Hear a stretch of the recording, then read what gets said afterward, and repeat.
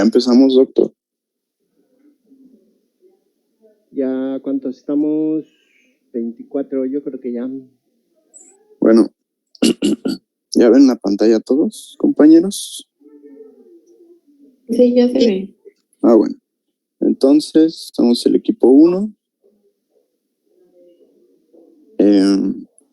Integrado por Aguilar Osorio María Fernanda, Arroyo Vianey, Cisneros Yunuen y por Marco, o sea, yo. En esta ocasión vamos a hablar de neuroblastoma, así que empezamos con la definición. Podemos decir que el neuroblastoma es un tumor embrionario del sistema nervioso simpático que va a estar derivado de la cresta neural. Las células primitivas de la cresta neural pueden migrar durante el desarrollo fetal hacia prácticamente cualquier parte del sistema nervioso simpático, explicando así los múltiples sitios anatómicos donde se puede presentar el tumor, por lo que va a variar tanto su localización como su presentación clínica. Y estos generalmente, el 65%, van a surgir en lo que es la médula adrenal. Y bueno, en otros porcentajes, lo más común es que sea en ganglios simpáticos paravertebrales y el sistema nervioso simpático paraganglionar. La mayoría de los neuroblastomas van a crecer a nivel abdominal, o sea, en la médula adrenal, y se pueden diseminar por vía linfática y hemática o hematógena, principalmente a médula ósea, o sea, huesos, a hígado y piel. Y en cuanto a la clínica, pues esta va a variar dependiendo de la localización del tumor y del tamaño de este.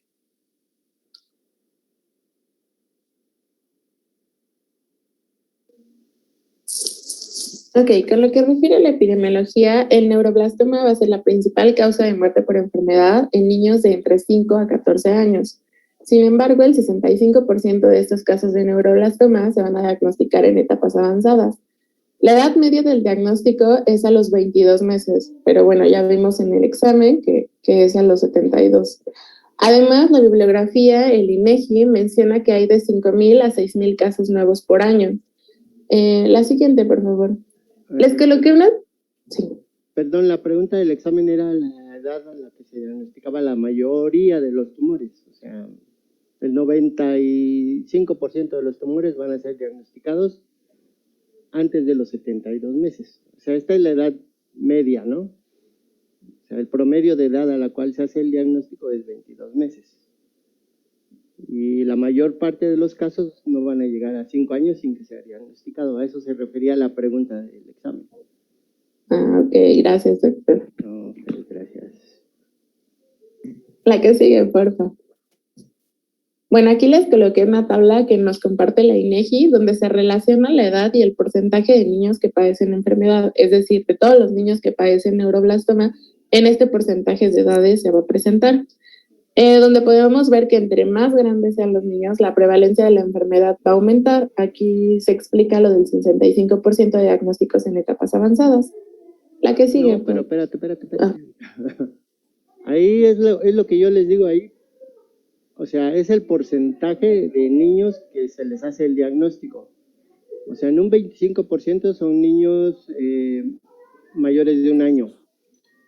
En un 50% son niños, no es que la prevalencia sea mayor en niños de 10 años, no, la mayor prevalencia son en niños menores de 5 años, ¿sí? O sea, menores de 1 año tienen un 25% tienen ese diagnóstico, ¿no? Pero no es que sea, o sea, porque según esto y según la interpretación que tú hiciste, sería que el 95% de los casos se presenta a la edad de 10 años, y no, o sea, acuérdense que es de los primeros años, ¿no? Desde recién nacido puede haber, hasta la edad de 5 años, como decía, aquí tiene el 90%.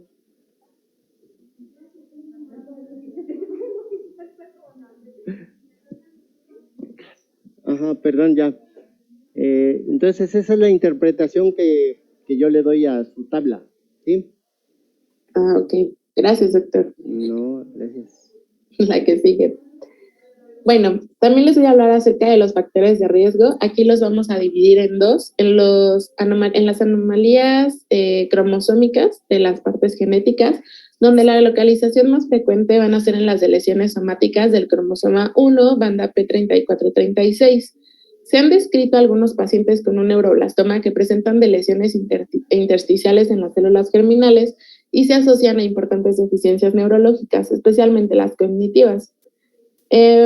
De segundo caso tenemos el neuroblastoma hereditario y la mayoría de los neuroblastomas van a ser de formas esporádicas, pero del 1 al 2% de los pacientes van a presentar en su árbol genealógico historias familiares con antecedentes de neoplasias. El tipo hereditario va a presentar un patrón mendeliano autosómico dominante y va a tener una penetrancia incompleta. Los niños enfermos de estas familias se van a caracterizar por ser diagnosticados en edades más precoces que las formas espontáneas. Esto puede ser en una edad media de 9 a 30 meses de edad. Y el 60% de los neuroblastomas hereditarios se van a diagnosticar durante el primer año de vida. También vamos a tener los factores geográficos. Se menciona que en Europa, Norteamérica y Australia tienen mayor prevalencia de la enfermedad, aunado a los factores étnicos, donde se dice que la raza negra tiene mayor probabilidad de presentar neuroblastoma. Dentro de los factores físicos vamos a tener la radiación ionizante y esta está considerada como un agente cancerígeno seguro para la mayoría de las neoplasias, incluidas las pediátricas, en este caso, bueno, el neuroblastoma. La irradiación fetal se va a asociar a un mayor riesgo de desarrollar neuroblastoma y diversos estudios epidemiológicos han determinado que las exposiciones parentales a la radiación, es decir, al trabajo de los padres, va a incrementar el riesgo de neuroblastoma en los hijos. ¿La que sigue, por favor? Bueno, dentro de citología, esta pues todavía no se tiene como realmente diferenciada, que es lo que nos va a producir el desarrollo de este neuroblastoma. Sin embargo, se sabe que los tumores neuroblásticos van a derivar de los precursores simpático-adrenales procedientes de la cresta neural, cuando estos van a ser incapaces de diferenciarse en un tejido neural maduro y pues van a resistir a las señales de apoptosis. Como bien ya lo mencionaba mi compañera, la mayoría de las personas con neuroblastomas van a aparecer de forma esporádico, es decir, que van a surgir de mutaciones somáticas en las células del organismo. Y bueno, dentro de estos, pues también encontramos las formas hereditarias, que también, como bien lo mencionaba mi compañera, van a aparecer en menor frecuencia del 1 al 2% de los casos. En esta, pues también ya se los habían mencionado, va a aparecer una herencia autosómica dominante. Esto quiere decir que este gen mutado va a pasarse de padres a hijos. Sin embargo, también va a presentarse con penetrancia incompleta. Esto quiere decir que no porque la persona herede este gen va a ser propenso a desarrollar esta enfermedad. Estas formas hereditarias pues van a aparecer en edades precoces y van a mostrar una amplia variedad clínica dentro de la misma familia. Esto quiere decir que podemos llegar a ver en una familia la aparición de un neuroblastoma de bajo y uno de alto riesgo en la misma línea familiar. Esto de alto y bajo riesgo pues se los vamos a explicar más adelante. Dentro de las formas hereditarias, las mutaciones que podemos encontrar van a ser mutaciones en el gen ALK. Estas mutaciones en este gen van a representar un 75% de los casos de neuroblastoma familiar. Esta función del gen ALK en forma normal va a codificar una proteína que es la quinasa linfoma anaplásico, que va a formar parte de los receptores de la tirosina quinasa. Al momento de haber una mutación en esta función del gen ALK, va a conducir a una versión anormal de esta proteína, que pues va a estar constitutivamente activa, lo que va a indicar pues que va a haber una proliferación anormal de las células nerviosas inmaduras y va a conducir a un neuroblastoma. Otra de las alteraciones que podemos encontrar son alteraciones inactivantes del inactivantes de KIF1B. Este pues va a ser un gen supresor de tumores. En condiciones normales, este gen lo que va a hacer es que va a moderar el crecimiento y la proliferación celular. Sin embargo, cuando haya inactivación de este, se va a producir un crecimiento incontrolado de las células y al mismo tiempo con una proliferación incontrolada, lo que nos puede conducir también a un neuroblastoma. Otra mutación que podemos encontrar en la forma hereditaria va a ser una mutación en la pérdida de la función del gen PHOX2B. Este, en condiciones normales, va a codificar una proteína que va a actuar en el desarrollo temprano para ayudar a promover la proliferación de las neuronas y pues va a ayudar también a que éstas se diferencien de sí mismas. Al perder la función, este gen va a producir que haya un exceso de células nerviosas inmaduras y por tanto va a promover la proliferación de un neuroblastoma. Otras formas asociadas dentro de la etiología al desarrollo del neuroblastoma son la aparición de síndromes predisponentes al cáncer.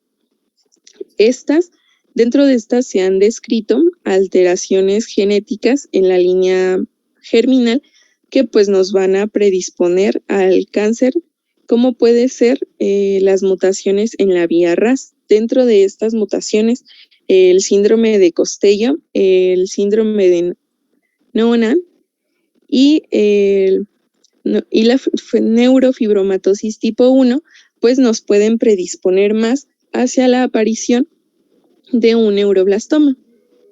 Siguiente, por favor. Bueno, ¿no tienen dudas con la etiología? No, ninguno. No, gracias.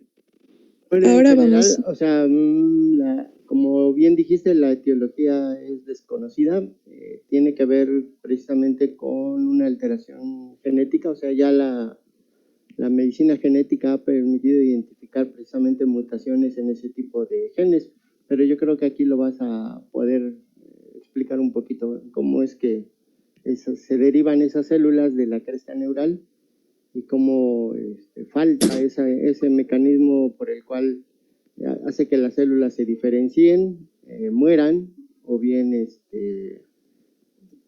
detengan su proliferación, ¿no? Que eso es básicamente lo que aparece en cualquier tipo de cáncer, ¿no?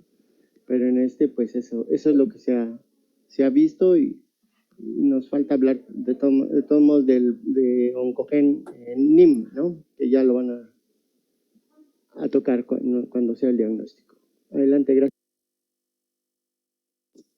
Sí, bueno, dentro de la fisiopatología, pues como ya les había mencionado, el tumor neuroblástico pues va a derivar de los precursores simpático-adrenales procedientes de la cresta neural. Vamos a tener dentro de la fisiopatología que la cresta neural va a ser un conjunto de precursores multipotenciales que va a surgir bajo el ectodermo en la región dorsal del tubo neural. Cuando se cierra, de ella pues se va a originar el sistema nervioso periférico y el sistema nervioso entérico y la médula adrenal, de entre otros tejidos. Entonces, vamos a tener que cuando hay este cierre del tubo neural, va a aparecer la cresta neural. Esta cresta neural, durante el desarrollo embrionario normal, pues las células de la cresta neural van a sufrir un proceso conocido como transición epitelio-mesenquimal, que pues le va a proporcionar a las células la capacidad de migrar y desplazarse. Gracias a esta capacidad, los precursores simpático-adrenales se van a dirigir ventralmente hacia la aorta dorsal para posteriormente diferenciarse en células, para después diferenciarse en tres tipos de células, lo que nos van a formar o lo que va a formar parte de los progenitores simpático-adrenales. Dentro de esta diferenciación celular vamos a encontrar células cromatines adrenales, células catecolaminérgicas adrenales o células de los ganglios simpáticos. Dentro de estos tres diferentes tipos de células se tiene que las células de los ganglios simpáticos y de la médula adrenal van a ser la estirpe causante del neuroblastoma. Y pues dentro de estas células, o de dos tipos de células específicos, van a actuar las mutaciones que ya les había mencionado en la etiología. Puede ser pues que haya una proliferación indeterminada de estas células y que éstas no vayan a apoptosis, pues nos va a producir la aparición de un tumor o en este caso pues del neuroblastoma. Siguiente, por favor. Como ya les había mencionado en la diapositiva anterior, durante el desarrollo del sistema nervioso, pues va a haber un desequilibrio en la proliferación, en la migración, en la diferenciación y por tanto un desequilibrio también en la muerte celular, pues lo que nos va a producir que haya una transformación celular de normal a tumoral. Dentro de esta transformación celular a tumoral van a haber factores asociados, que ahora sí entra lo que mencionaba el doctor, que puede ser una amplificación del gen NMIC, que este gen pues va a ser muy necesario para la supervivencia de los neuroblastos a lo largo de todas las fases. Si encontramos este gen amplificado en los neuroblastomas, va a ser un indicador pues de alto riesgo, ya que va a ayudar a que las células pues se proliferen y también va a participar en la metástasis de este tumor. También se los voy a explicar en la siguiente diapositiva. Y otro factor asociado son los receptores de tropomiosina o TRK. Estos pues también van a jugar un papel muy importante, ya que estos receptores de tropomiosina TRK van a diferenciarse en dos, en TRKA y en TRKB. El TRKA pues va a estar asociado pues a un pronóstico favorable y el TRKB va a estar más asociado a un pronóstico desfavorable para nuestros pacientes. Siguiente, por favor. Bueno, aquí es lo que les mencionaba. En el desarrollo tumoral, pues va a haber dos casos. Los casos con un comportamiento favorable pues van a tener un contenido de DNA hiperdiploide que a menudo suele ser triploide. Estas pues van a caracterizarse porque van a estar expensas de la ganancia de cromosomas enteros sin reordenamientos citogenéticos. Este perfil pues se va a conocer como aberraciones cromosómicas numéricas o NCA por sus siglas en inglés. Estos van a formar parte de del desarrollo tumoral de buen pronóstico. Sin embargo, los casos desfavorables, en donde vamos a detectar una aberración cromosómica segmentaria o SCA por sus siglas en inglés, van a estar caracterizados por una aparición de alteraciones cromosómicas segmentarias con pérdida desde ganancias parciales de los cromosomas 17q específicamente. Y pues estos, aparte de que va a haber ganancias o pérdidas cromosómicas, también va a haber un contenido de DNA variable casi diploide o casi tetraploide. Y bueno, pues aquí les puse una imagen. En la línea A de color verde, pues nos muestra que va a haber un buen pronóstico y en la línea B, va a haber un pronóstico favorable. Con respecto a la línea A, que son los casos favorables, esta se va a producir porque va a haber una disfunción en la mitosis que va a generar que los neuroblastos con un número anormal de cromosomas, con un número normal de cromosomas, van a expresar... Ahí tiene un número anormal, ¿no? O sea, sí. Decir que es hipertriploide, por ejemplo, aquí te ejemplifica bien que hay 3 cromosomas. Nada más que uno de ellos está alterado, ¿no? Y en el de abajo, que es en el B, es los cromosomas o el número de cromosomas normales, sin embargo, hay segmentos que están alterados y esos son los que son con el pronóstico desfavorable, ¿no? ¿Sí? Sí. Gracias. Bueno. Con respecto a los A, como bien lo decía el profesor, va a haber ganancias de cromosomas completos. En este caso, pues bien les mencionaba, a menudo estos suelen ser triploides. En el tercer cromosoma, pues va a estar alterado porque va a expresar la TRKA, que ya se las había mencionado anteriormente, que va a ser un receptor de tropomiosina A. Este receptor de tropomiosina A, pues va a estar ligado al factor de crecimiento neural o por sus siglas NGF. En caso de que esta TRKA exprese este factor de crecimiento neural, estas células van a tener una tendencia a madurar en formas benignas. Por otro caso, si este TRKA no expresa este factor de crecimiento neural, lo que va a hacer esta célula va a entrar a apoptosis de manera espontánea. El hecho de que esto sea de buen pronóstico es porque la expresión de esta tropomiosina A va a hacer que este desarrollo tumoral sea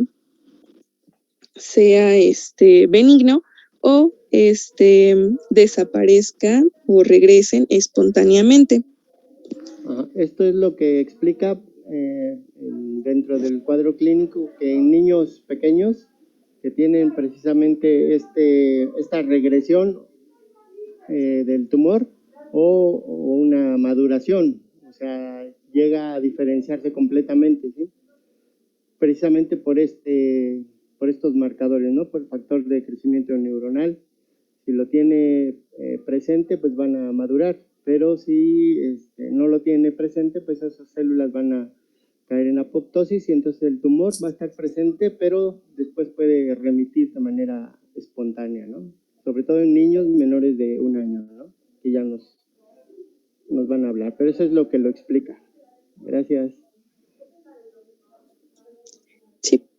Y bueno, en la línea desfavorable, pues estos casos desfavorables se van a producir por alteraciones cromosómicas estructurales. Estas pues pueden ser células diploides o tetraploides que van a acumular ganancias y pérdidas parciales de cromosomas, como ya bien lo mencionaba el doctor. Dentro de estos casos desfavorables, pues al contrario de los casos favorables, estas no van a madurar ni van a regresar espontáneamente. Estas van a tener un comportamiento agresivo y de tendencia a la recaída. Estos pues van a expresar los receptores TRKB. Dentro de estas pues va a haber, vamos a poder diferenciarlos en 2 perfiles. El primer perfil van a ser aquellos receptores TRKB que van a tener amplificado el oncogen NMYC y como bien ya se los había mencionado, va a ayudar a que las células crezcan y se proliferen. También va a tener un papel muy importante en el mecanismo de metástasis, ya que va a proporcionarle a estas células la capacidad de migrar y de desplazarse por el organismo. Pues va a ser la aparición de este oncogen NMYC va a ser el principal factor de mal pronóstico y se va a considerar, la aparición de va a hacer que se considere una baja supervivencia a corto plazo y una elevada tasa de recaídas precoces. Sin embargo, estos casos desfavorables también pueden, como les mencionaba, se van a dividir dos, en los que expresan el NMYC y el otro caso sería en donde vamos a encontrar una deleción en el brazo largo del cromosoma 11. Estos pues van a tener un curso insidioso marcado por sucesivas recaídas tras una respuesta al tratamiento. Esta deleción en el cromosoma 11 va a darnos una supervivencia más prolongada. Sin embargo, tiene una tasa de mortalidad similar o un poco superior, encontré en unos artículos, a los casos que tienen una amplificación del oncogen NMYC. Por lo tanto, cualquiera de estas dos formas que tengan una expresión de la tropimiosina B van a darnos un caso desfavorable para nuestro paciente, porque estos tumores pues suelen tener más tendencia a proliferar y a causar metástasis. En el caso del de la célula que exprese NMYC, y en el caso en el que hay una deleción en el cromosoma Q, pues va a tener la misma mortalidad. Sin embargo, pues estos pacientes pues tienden a vivir un poco más que los casos en donde hay una metástasis en otros órganos. ¿Alguna duda?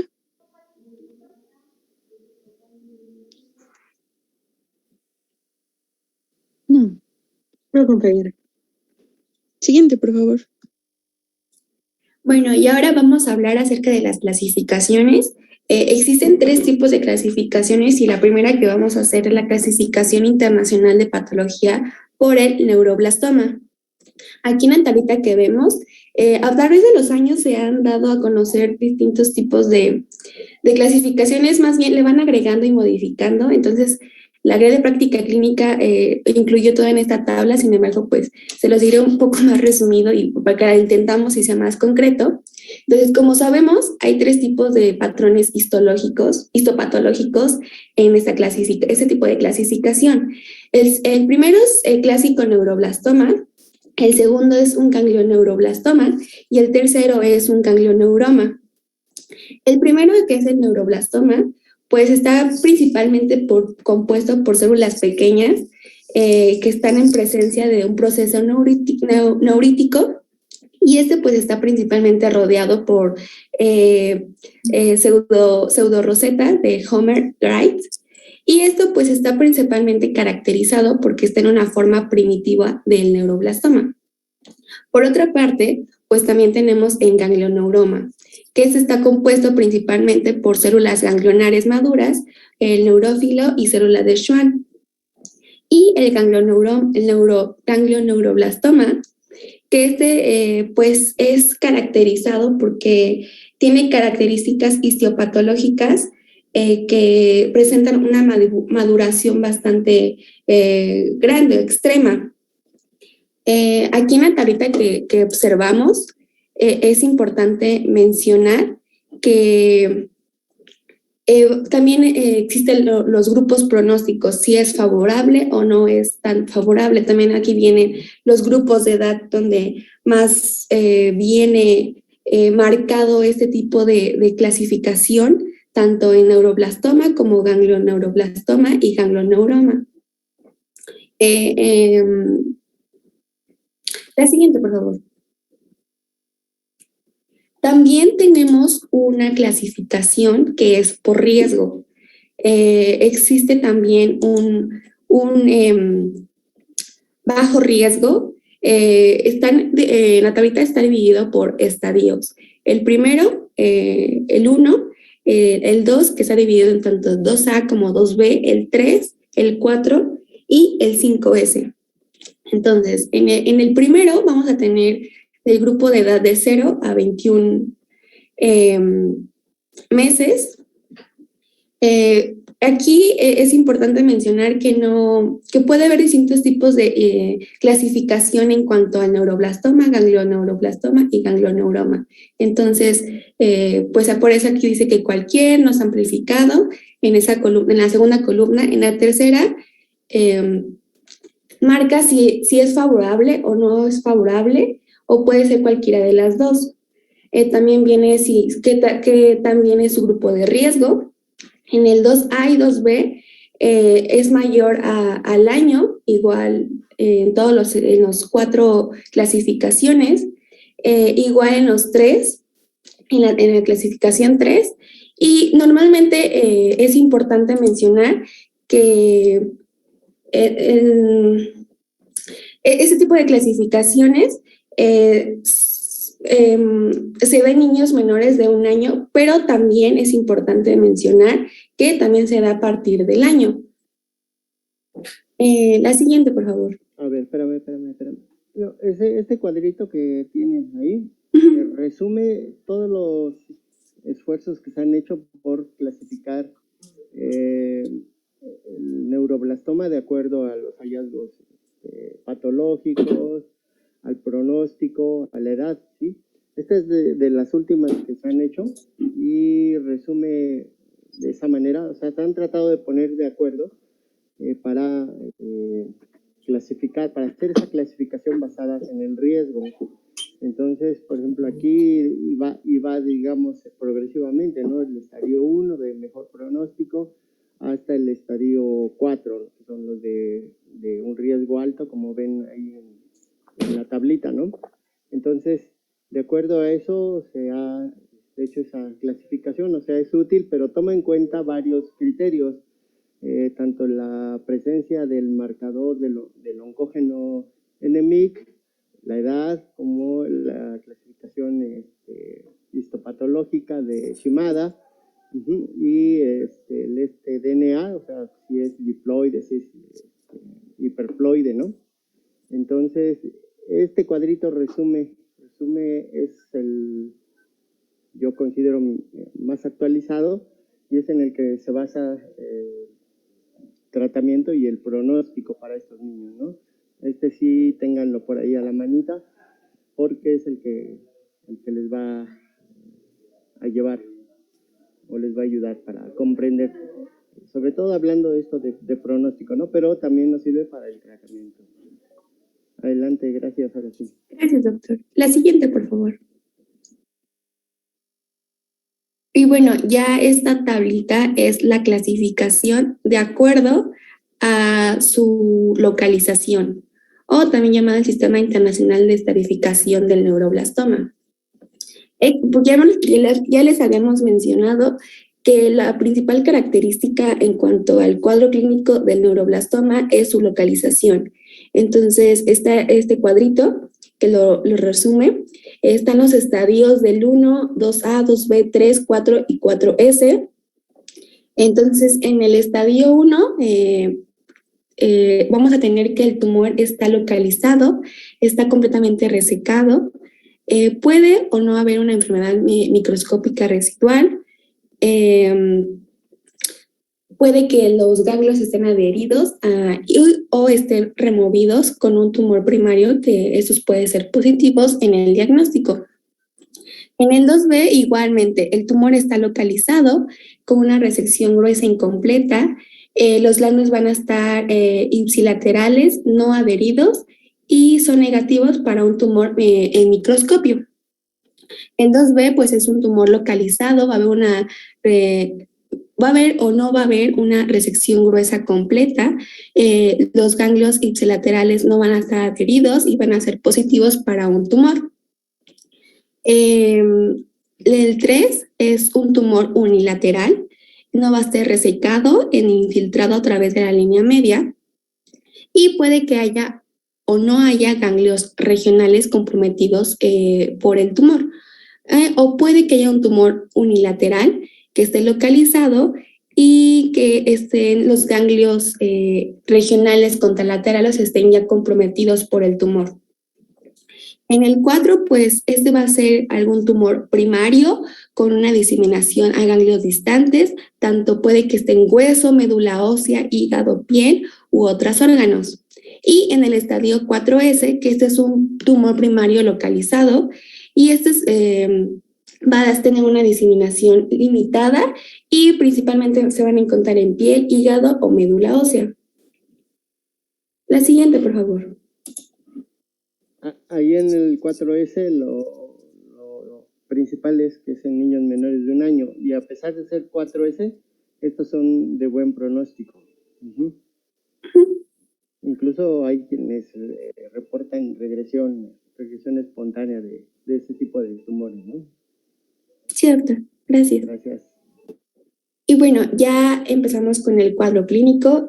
Lo primero es importante mencionarlo también, que pues la localización de los tumores pues va a variar mucho en cuanto a su localización y la edad. El 65% de los tumores van a ocurrir en el abdomen. También va a haber tumores adrenales y pues va a haber una ligera alta en niños mayores de 1 año. A comparación de los lactantes y recién nacidos, que aproximadamente son de un 25%. Y en estos niños pues, vamos a encontrar principalmente tumores a nivel torácico y cervical. Por lo regular, la mayoría de los neuroblastomas se van a diagnosticar a partir de los 5 años y es raro encontrarlo después de los 10 años. La siguiente.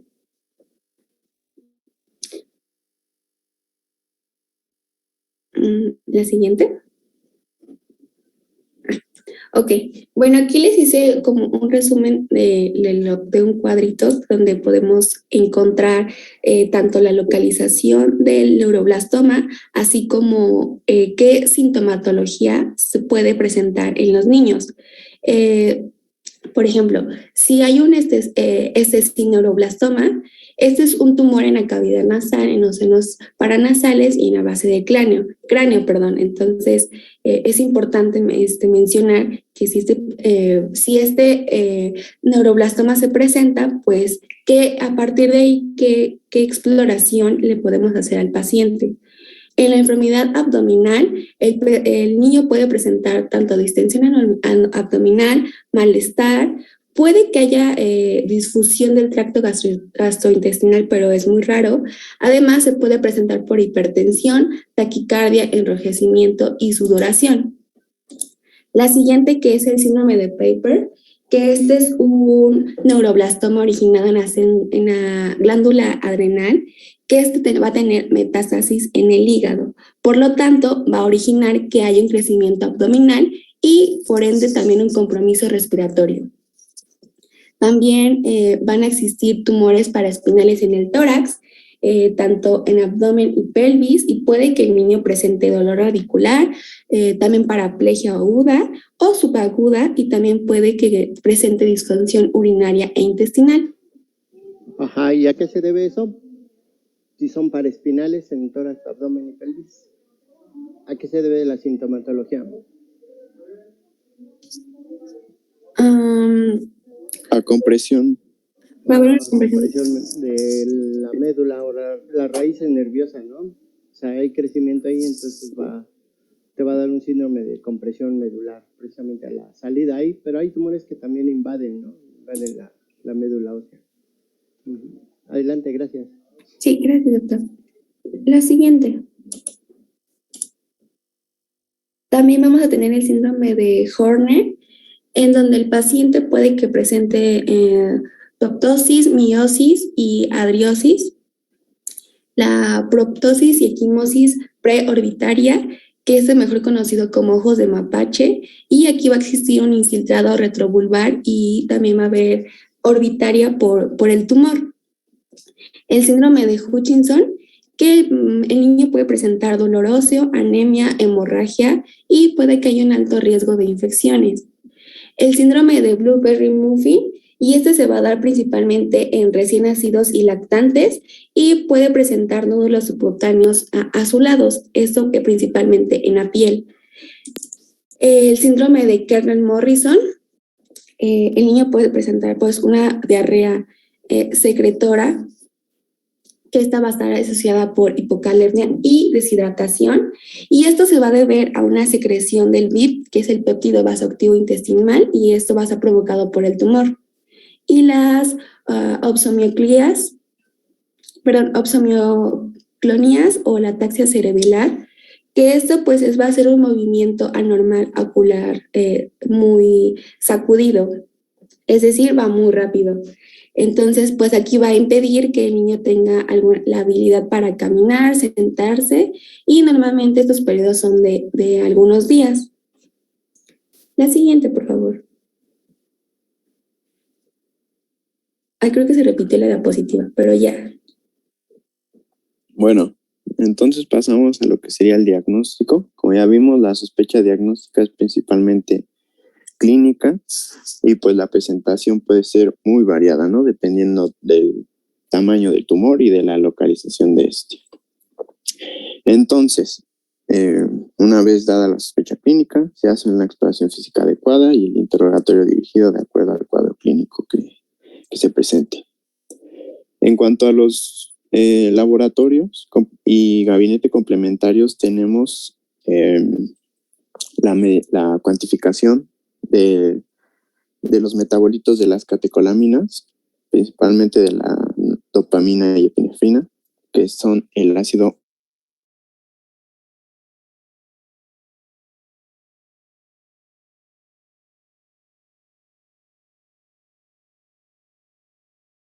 homovanílico o HVA y el ácido. En la esquina inferior derecha podemos observar los valores de referencia, más o menos. Se dice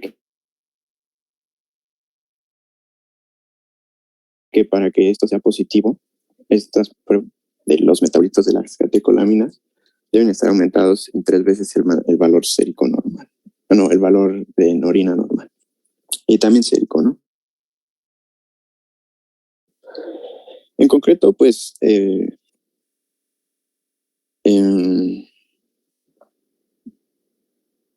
pues eso, ¿no? Que son metabolitos de la dopamina que va a estar hipersecretada por el tumor, y el tumor también pues no tiene las enzimas necesarias para la degradación de la dopamina, entonces no vamos a tener degradación de dopamina y está hipersecretada, por lo tanto va a estar aumentada a nivel sérico y en orina. En cuanto al hemograma, pues se puede determinar disminución de hemoglobina, plaquetas y leucocitos, que nos puede indicar metástasis a médula ósea y pues compromiso medular. También se recomienda una química sanguínea completa, pruebas de función hepática y renal. Estas se encontrarían anormales en dado caso de que haya metástasis a hígado o riñón respectivamente. También habrá aumento de la deshidrogenasa láctica, ferritina y la enolasa específica de neuronas, que sería secretada también por el tumor.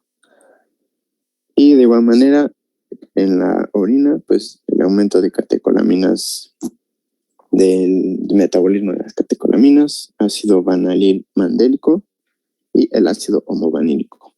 Estos son importantes porque se dice que tienen una especificidad y una sensibilidad casi del 100% para detectar un tumor proveniente del sistema nervioso simpático.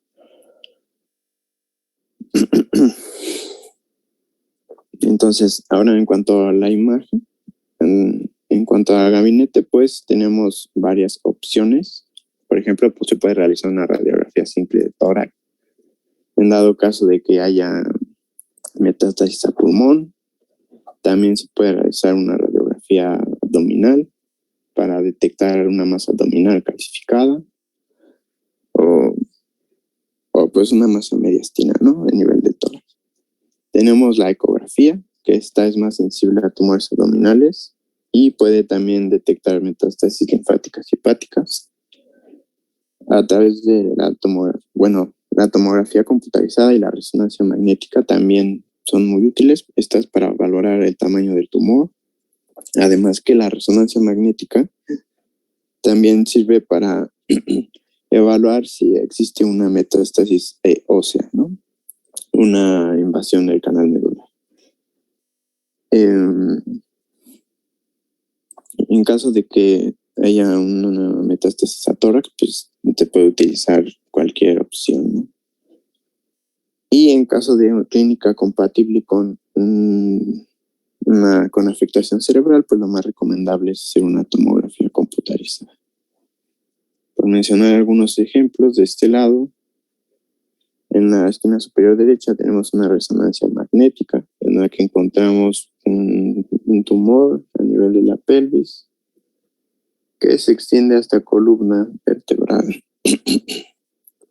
En el caso de la esquina inferior izquierda, pues tenemos un tumor a nivel cerebral, ¿no?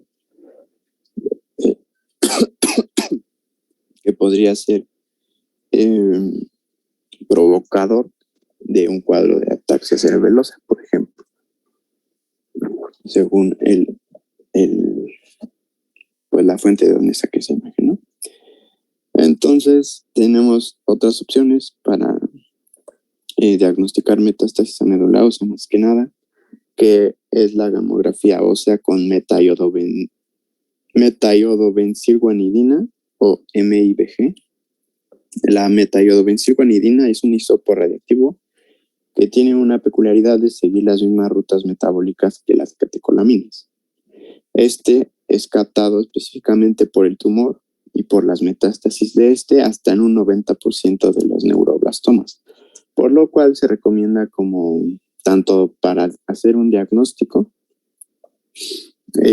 para evaluar metástasis y para evaluaciones posteriores, ¿no? En dado caso de que la gamografía ósea con metaiodobencilguanidina resulte negativa, pues hay otras alternativas, como lo serían el uso de una gamografía con tecnesio 99. De igual manera, sigue las mismas rutas metabólicas que las catecolaminas y es captado por el tumor y por las metástasis. Y en dado caso de que tampoco se ha detectado, pues todavía podemos recurrir a otra prueba, que es la tomografía por emisión de positrones con fluorodesoxiglucosa 18. En las imágenes podemos ver en la de la esquina inferior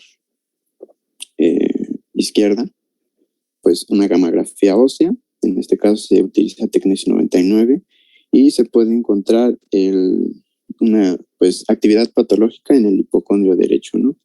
Que sería lo que ya les había mencionado, una captación del tecnesio 99 por el tumor. Está señalado con la flecha roja. Y pues no se pueden detectar o no hay evidencia de que haya metástasis a médula ósea. En la gamografía de en medio, pues es un paciente que se utilizó el método de metaiodobencilguanidina, donde podemos encontrar lesiones en huesos, en fémur y en la espina principalmente. Como podemos ver, es más radioopaco, radiolúcido. Y también podemos observar... No hablamos de radiolucidez, sino de hipercaptación. Sí, cierto. Entonces hay una hipercaptación por parte de las metástasis y el tumor a nivel del fémur y la espina. Y como podemos ver también en el hipocondrio derecho vemos la masa. En este caso no está señalada, pero es, digamos que en el mismo lado de la imagen de la izquierda. Y en la imagen de la derecha podemos ver lo mismo, que es la captación del metaiodobencilguanidina por el tumor que se encuentra en el hipocondrio derecho y se va a extender hasta la fosa ilíaca derecha. Y también vemos extensión metastásica a nivel de la tibia izquierda. Y eso es en la imagen 3A y en la imagen 3B, que serían las de abajo. sería un paciente que ya recibió tratamiento. Como ya les había mencionado, esta gamografía ósea no solo sirve para ver el diagnóstico y las metástasis, sino también para evaluar el tratamiento, ¿no? Y las recidivas. En este caso, pues es un paciente que recibió tratamiento y pues al parecer fue de resolución adecuada, por lo cual en las gamografías posteriores pues ya no se encontró ni la captación ni por parte del tumor, ni metástasis.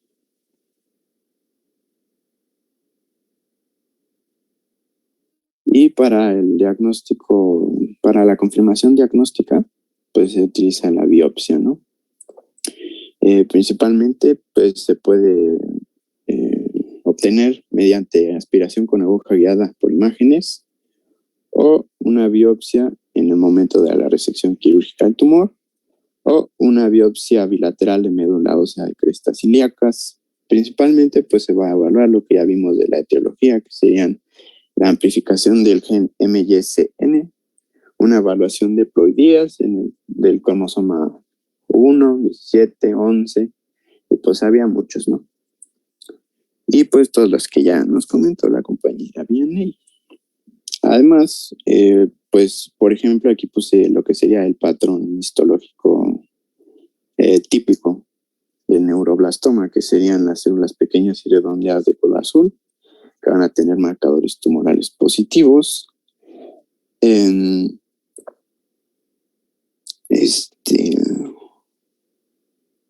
Estas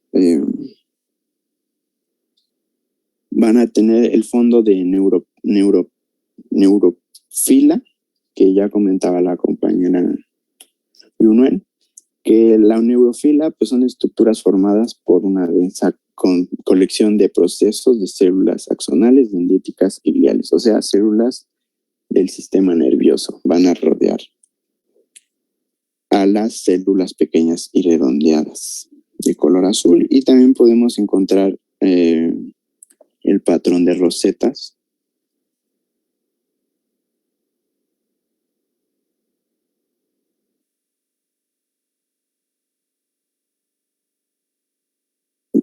No, más bien, son las células pequeñas y redondeadas de color azul, y el patrón de rosetas representaría a las células dendríticas, axonales y gliales, ¿no?, del sistema nervioso. Y pues ese es un ejemplo de lo que se podría encontrar en la biopsia. Y bueno, eso sería en cuanto a diagnóstico. ¿Algo que quiera agregar, doctor? Pues no, o sea, ya mencionaste que siempre hay que partir de la clínica. La mayor parte, como dicen, son abdominales, entonces hay que tener cuidado ahí, sobre todo en la edad pediátrica, siempre explorar el abdomen, ¿no? Buscando crecimientos de vísceras o tumores. Y aquí, como mencionas, en diagnóstico diferencial, pues entra también la tumor de Wilms, ¿no? Entonces, siempre hay que revisar el abdomen, y ante cualquier indicio pues de la localización, como decía, te puede ser de varias partes, o sea, no siempre es tan fácil, pero pues hay que tener en cuenta, sobre todo en pediatría, ¿no? Tomar en cuenta esas entidades tumorales que pueden pasar desapercibidas o mal diagnosticadas. Entonces, pues hay que tener ojo avisor, ojo listo para cuando se presente, ¿no? Nada más, muchas gracias. Lo demás está. Sí, así es, doctor. Entonces, en cuanto al diagnóstico diferencial, pues lo más común es que se presente en el abdomen. Por lo tanto, lo más común es que se confunda con un tumor de Wilms. Y ya lo vimos en las clases previas. En concreto, pues un tumor de Wilms es intrarrenal, desplaza estructuras vecinas y nunca va a cruzar la línea media. Y pues en el diagnóstico por imagen, pues no es común que se encuentren calcificaciones en este. En cuanto al neuroblastoma, pues es extrarrenal. Como ya vimos, lo más común es que se presenten las glándulas suprarrenales, este no desplaza las estructuras, sino que tiene más tendencia a englobarlas o a cubrirlas. También tiene tendencia a cruzar la línea media, o sea que pues prácticamente este se podría diferenciar clínicamente de un tumor de Wilms y un neuroblastoma, pero pues obviamente el neuroblastoma en etapas avanzadas, ¿no? Puede invadir el canal neural y es frecuente que se encuentren calcificaciones con las pruebas de imagen.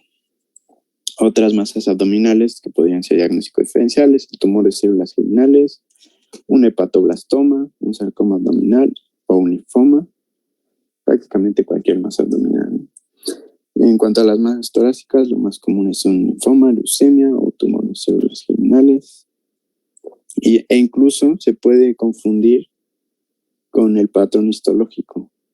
O sea, el patrón histológico no todas las veces nos da el diagnóstico de certeza, porque hay otras patologías que cumplen con los mismos criterios histológicos, como lo podrían ser un linfoma no Hodgkin, un rhabdomyosarcoma, un sarcoma de Ewing, entre otros.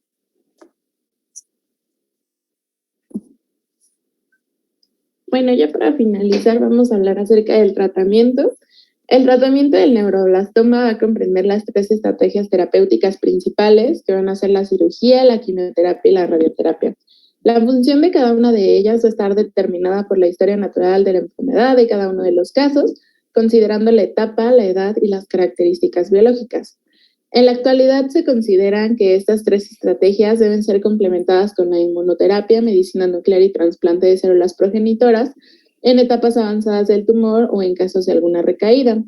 Los factores pronósticos clásicos para el neuroblastoma antiguamente eran la edad, el estadio, pero actualmente se han añadido otros factores histológicos y biológicos del tumor que nos han permitido identificar subgrupos con diferentes pronósticos vitales. La que sigue, por favor. Como el doctor ya lo había mencionado y Yunuen y Dianey también nos habían hecho favor de mencionarnos esta tabla, bueno, es para la estratificación de riesgo, así que vamos a retomarla. Aquí hablaremos del riesgo bajo, intermedio y alto. Les voy a explicar cada uno de ellos y, bueno, al final les coloqué una tabla que a lo mejor creen que tiene mucho texto, pero es tal cual lo que les voy a explicar ahorita. Vamos a iniciar con el de bajo riesgo. Aquí se van a incluir todos los pacientes en estadio INS 1 y 2 y de la enfermedad, excepto aquellos pacientes mayores de 1 año de edad al diagnóstico con el NMIC amplificado y Shimada desfavorable. También se van a incluir niños menores con estadios 4S, como el doctor ya nos había mencionado, que a pesar de que está en un 4S, van a ser pronósticos favorables. Estos van a tener enfermedades con tumores hiperdiploides, Shimada favorable y solo una copia del NMIC. Bueno, se van a preguntar qué es NMIC y Shimada. Yo también, pero lo investigué. Y vamos a tener que el neuroblastoma tiene marcadores que nos permiten un pronóstico más preciso y un tratamiento adaptado a cada caso. El NMIC es un oncogen que ha demostrado ser un factor predictivo para el neuroblastoma. La amplificación del oncogen se va a referir a la presencia de más de una copia del mismo localizado en el cromosoma 2. En este caso, el estar amplificado se suele observar en una progresión rápida de la enfermedad. A lo que confiere Shimada va a ser una clasificación que él y sus colegas realizaron pues hace años, teniendo en cuenta la cantidad de estroma, la diferenciación y los índices de mitosis de forma que, bueno, establecen dentro del neuroblastoma 3 categorías, que son las indiferenciadas, probablemente diferenciadas, y las diferenciadas. Teniendo en cuenta esto, vamos a seguir con el riesgo intermedio. Este incluye a los pacientes con estadios 3, menores de 1 año, sin oncogen NMIC amplificado, lactantes con estadios 4, sin NMIC amplificado, y estadios 4S sin NMIC amplificado y Shimada desfavorable. Y por último, en el alto riesgo se van a incluir a pacientes con estadios 4, mayores de 1 año de edad al diagnóstico, estadio 3 con NMIC amplificado, estadio 3, mayores de 1 año de edad al diagnóstico con Shimada desfavorable, y el estadio 2 con NMIC amplificado y Shimada desfavorable. Aquí también agregamos al estadio 4S, pero con un NMIC amplificado. La que sigue, por favor. Ahora, con lo que refiere al tratamiento, pues vamos a empezar con los de bajo riesgo. Aquí se van a incluir, como ya les mencioné, el estadio 1, el estadio 2 y el estadio 4S.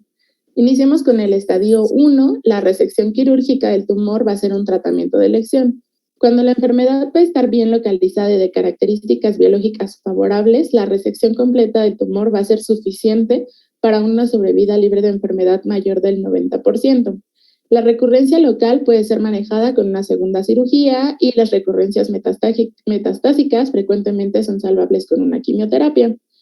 La cirugía también es buena para el tratamiento inicial en los pacientes con un estadio 2 de enfermedad y se puede alcanzar porcentajes de sobrevida libre de enfermedad del 81%. Los pacientes que presentan una recaída pueden presentar una sobrevida global, es decir, que de los pacientes sobrevivientes, el 98% lo van a tener. Sin embargo, si la resección del tumor es de menos del 50%, se va a recomendar el uso de una quimioterapia corta y de poca intensidad desde el inicio. Los pacientes en estadio 1 y 2 con un NMIC amplificado van a ser tratados con una quimioterapia corta y poco intensa, después de la cirugía y del tumor primario, ya que la mayoría de los pacientes van a ser tratados solo con esta cirugía, van a presentar una recaída metastásica en los meses subsecuentes a la cirugía. Y por último, la mayoría de los pacientes en estadio 4S de la enfermedad van a alcanzar una sobrevida global del 85%. La que sigue, por favor. En el tratamiento de la enfermedad de riesgo intermedio no va a existir un consenso internacional donde nos permita observar el tratamiento para este riesgo. Sin embargo, en los últimos 30 años, los resultados de los tratamientos pues han sido difíciles de comparar.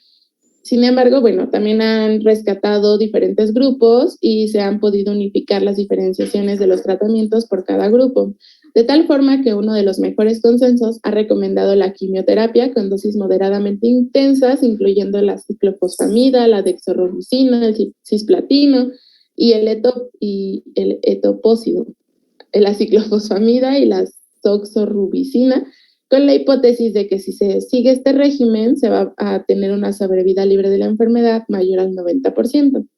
La que sigue, por favor.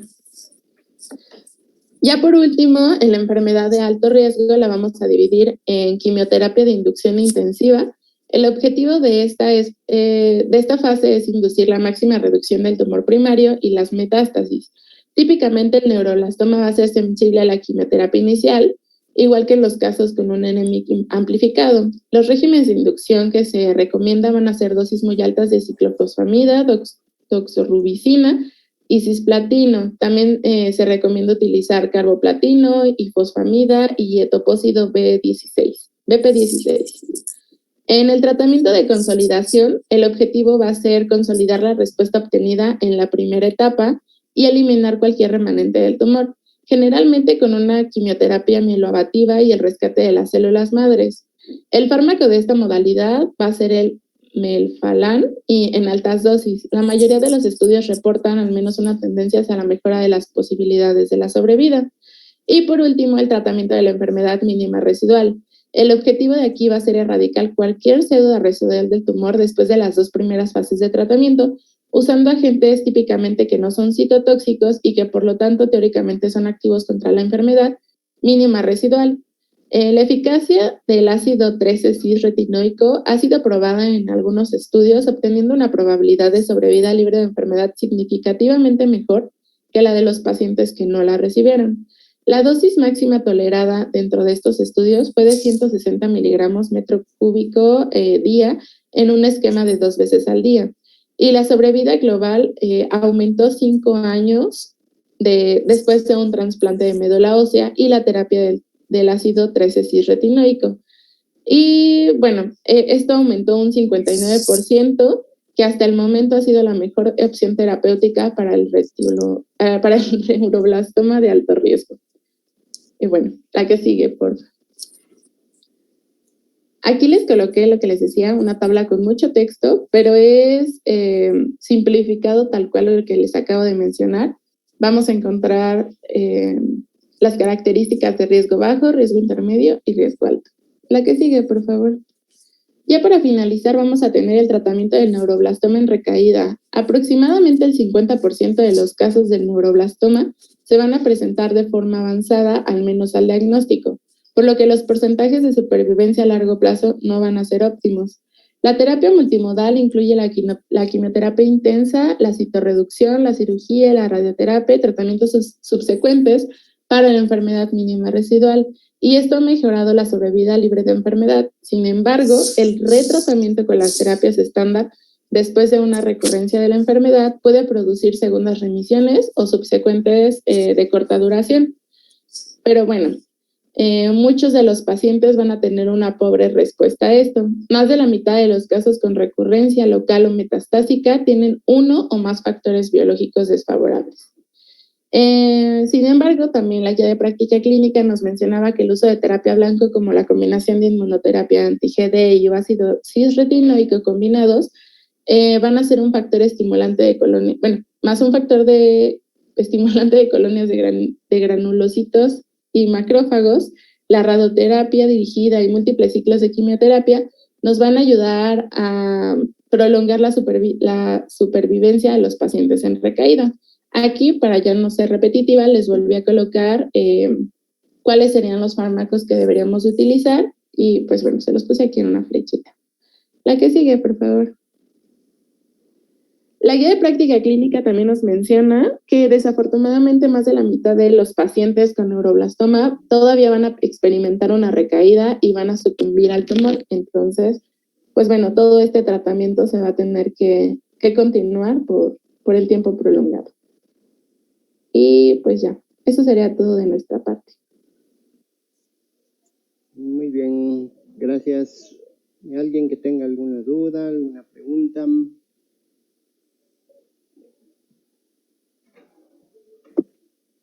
O sea, en sí el tema del neuroblastoma tiene importancia como médicos de primer y segundo nivel en la detección temprana y en la referencia pronta, ¿no? De la sospecha diagnóstica, enviar algunos estudios de laboratorio y saber de qué se trata, ¿no? Un tumor que tiene un pronóstico desfavorable, como al final menciona su compañera, pero que sí es importante que lo podamos diagnosticar y referir de una manera adecuada. O sea, en cuanto al tratamiento, pues no les vamos a preguntar porque pues ni yo tampoco lo manejo, ¿no? El tratamiento con la quimioterapia y demás. Pero sí la detección, los métodos diagnósticos, la clasificación, son cosas que sí debemos poder recordar en un momento dado. Y nos van a ser de utilidad. Tanto como dice que ya vieron el tumor de Wilms y en este caso el neuroblastoma, bueno, son tumores frecuentes en pediatría. Entonces hay que tenerlos ahí en la mente, ante cualquier masa abdominal, principalmente, ¿no?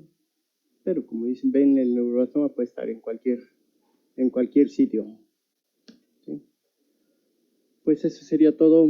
¿Algún comentario, duda, pregunta?